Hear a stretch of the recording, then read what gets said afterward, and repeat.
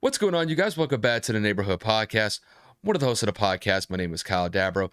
And in today's segment, we're going to go over the ongoing situation involving the Indianapolis Colts at the quarterback position. It seems as if Matt Ryan will no longer be the starting quarterback for the Colts for the foreseeable future after he suffered a shoulder separation against the Titans this past weekend. And it looks as if the Colts are going to roll with Sam Ehlinger for the rest of the season at the quarterback position. When it comes to the Colts, they're coming off of a 19-10 loss against the Titans this past weekend. They currently sit at a 3-3-1 record, and moving forward, it's going to be interesting to see how this plays out for the Colts now that Sam is going to be the guy at the quarterback spot. So, Kevin, to kick this one to you, do you believe the Colts are making the right decision by putting Sam at the starting quarterback position for the foreseeable future? I mean, at the end of the day, if Matt's hurt, Matt's hurt. I'm not going to sit here and say play a guy through an injury. I'm not one of those fans. I'm not one of those people that says play through it. We're talking about a guy that's in his late 30s that has given everything he possibly could to this organization thus far in the year. So if he can't play, he can't play. But in terms of what we've read so far, regardless of injury, this was a decision that was looming depending on Matt's performance. It just so happened he got hurt. So kind of an easier way to transition him out. Now, in terms of what I think about Sam starting, I'm excited for his youth. I'm excited for his a little bit more of a mobility kind of stature within the play calling system that the Colts run. Now, what I'm nervous about is everybody hyping him up because of what he did this preseason. He had like the number one overall metrics in terms of quarterbacks that played a certain amount of snaps in the preseason, but he was playing against third, fourth string starters, practice squad players. He was never playing against any starting defenses, not even second string. And people are overhyping him as if he blew up the San Francisco 49ers with their full starting defense in the first quarter or something like that. If he would have done something meaningful, then I would have said, yeah, you know what? I'm a little excited. He showed some poise. He showed some potential, but those were flashes against bad defenses and practice squad players. So until I see him actually play some meaningful football and actually be able to dissect the defense and make some changes at the line of scrimmage, I'm not going to sit here and say I'm excited. I mean, let's be honest, as a Colts fan, I think the season's pretty much a wash. I think that the coaching staff is a joke. I think that the front office is a joke. I think the owner is a joke. Quite honestly, like this fandom has gotten away from me over the past couple of years.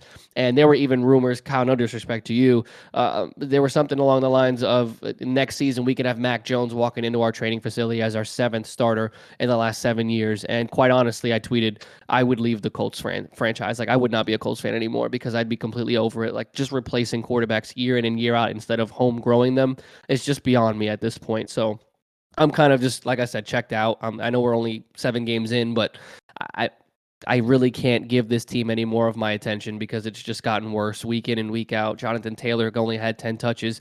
Matt Ryan's making bad reads. The offensive line is terrible. The play calling is shit. The receiving core is weakened. The defense is letting up points. It's just overall, it's not living up to the expectations of what not just Colts fans, but what professionals were seeing for this roster as it was currently assimilated.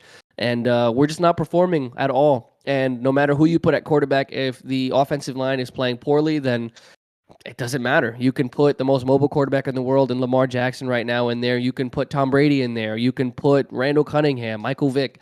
It doesn't matter. There is no protection anywhere on this front set, on this front five, and I just don't really see Ehlinger having a successful season, especially with the sample size that we've had only being the preseason. So unless he goes out there and shows out, unless he starts to sling it, and maybe his mobility makes the offensive line change, or maybe the play calling alters because of it, I don't know. But call it negative, call it what you will. I watch the Colts every single week, and what I see from them right now, it's not going to make a difference who's throwing the ball. So kudos to Sam for getting an opportunity, but I don't think it changes our season whatsoever. Yeah, but I think when it comes to Sam, the one thing that I'm going to be kind of paying attention to is whether or not that he's turnover prone. Because let's face it, the Colts are one of the most heavily turnover type teams in the NFL. They're very prone to turning the ball over.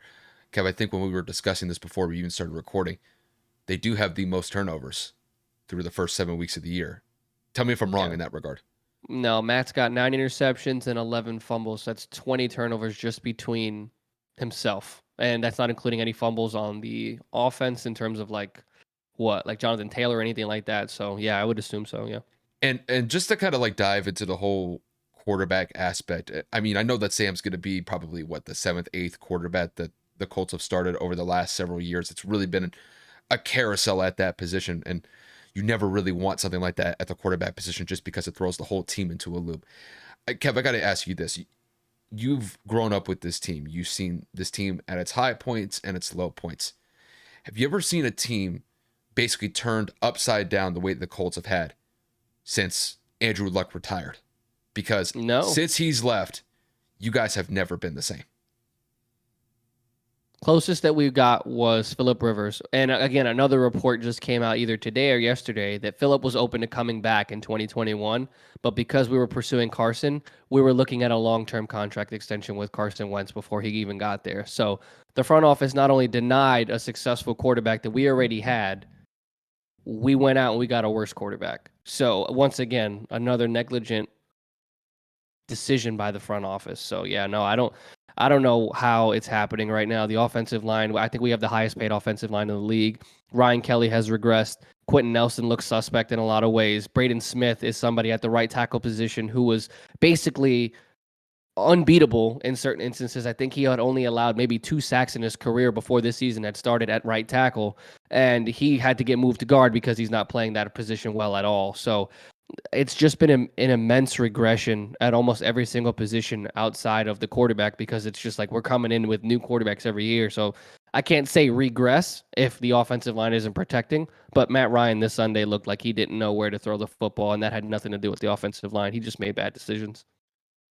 Well, it really kind of is like a microcosm of it's really a microcosm of the season of what took place this past weekend against the Titans. And Kev, I know that this season has been disappointing for you as a Colts fan.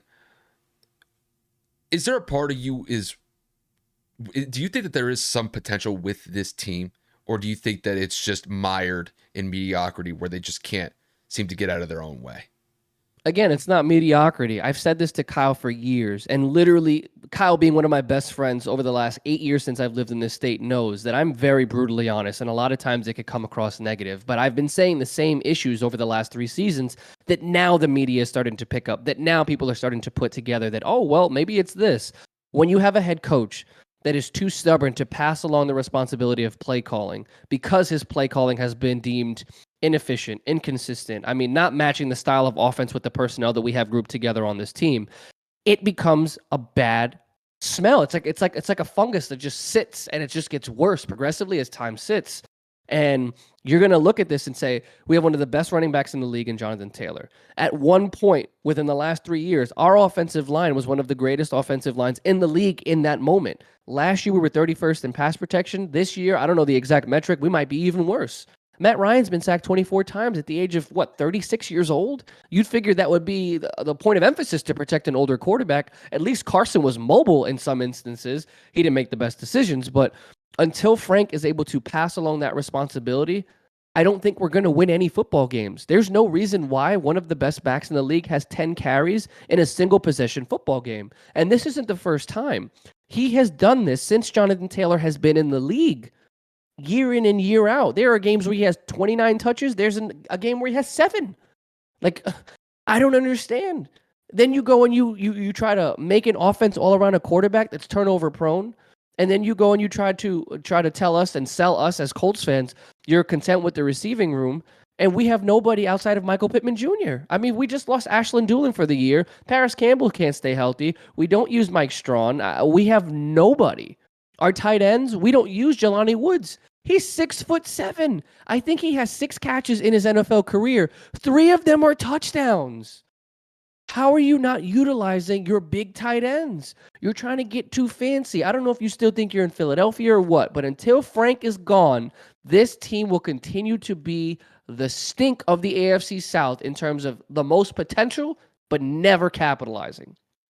I mean, for me, I hope that Sam does as good as he can do when he becomes the starter. I believe the first game they're going to play with him as a starter, it's going to be against the Commanders, I think like a day before Halloween. Then they play the Patriots on the road the week after that. And then after that, I mean, look, they got to play the Raiders and then they got to play the Eagles. Those are going to be 2 tough matchups for him.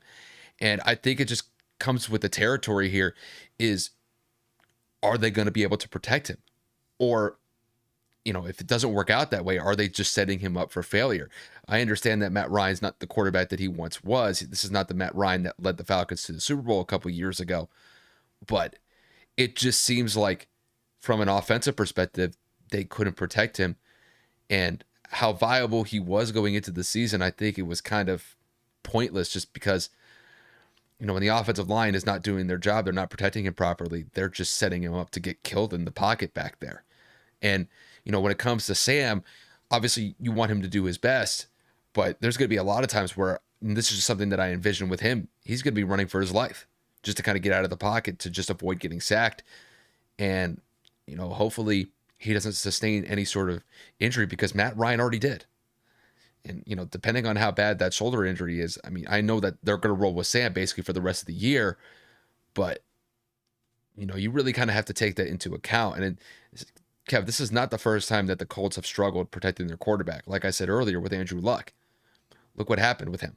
They couldn't protect him, and it essentially cost him his career. And Andrew retired in like his late 20s and early 30s. Yeah, I think he retired before he was officially 30. He was turning 30 that year, but he retired at 29. And that's really like the way that I see it. Like the spirit of Andrew Luck retiring, I think is still haunting this team because, like we said earlier, it's been a revolving door of quarterbacks since he's left, since he's retired. Yeah. What is it? And Jacoby Brissett, Phillip Rivers. We've had with Matt Ryan, obviously Matt Ryan, Carson Wentz. At one point we had do you have Eason? no, we had a couple of different quarterbacks, man. The point of the matter is, it's like Kyle said, the revolving door has been pitiful. It's been embarrassing. We continue to go after older quarterbacks. I know Carson's not old, but, battered and bruised, injury history, not the greatest track record in terms of how he's performed after the Super Bowl that the Eagles had in 2017. But I'm tired of it. I'm tired of the mediocrity. I'm tired of our owner being a complete ass. Like, Jim Irsay talks all this shit after wins, and then when people want to interview him after with losses, there's no comment from him. Like, they saw him leaving the Titans arena, entering a golf cart. There was no trash talk coming out of his mouth. Like, it's like a child. It's like you talk when you get what you want, but when you throw a tantrum right after, nobody gives a shit. Mm-hmm. I'm over it. It's like Chris Ballard only gets a pass from me because he has drafted some of the best players on this roster, and I mean that quite literally. Shaq Leonard, freaking Quentin Nelson, Jonathan Taylor, Julian Blackman. I mean, the list goes on. And Michael Pittman. The reason we're even relevant is because of that man's drafting capabilities. Now, in the free agent market, I can't give him a pass because it's been awful. But man, oh man, he's on thin ice for me too, because there's no excuse as to why we didn't go after a wide receiver this offseason. Yeah, I think really like, if you're going to sum up the whole season in totality, granted we are only 7 weeks in, it just seems like the Colts are just not prepared to be able to really take that AFC South yet. And Kev, let's face it, the AFC South is kind of up for grabs this season. Like if the Colts were a little bit more, I would say, effective in just their overall competence, they could be in first place. And a lot of these games that they've lost, they've been close games. These have been one possession losses.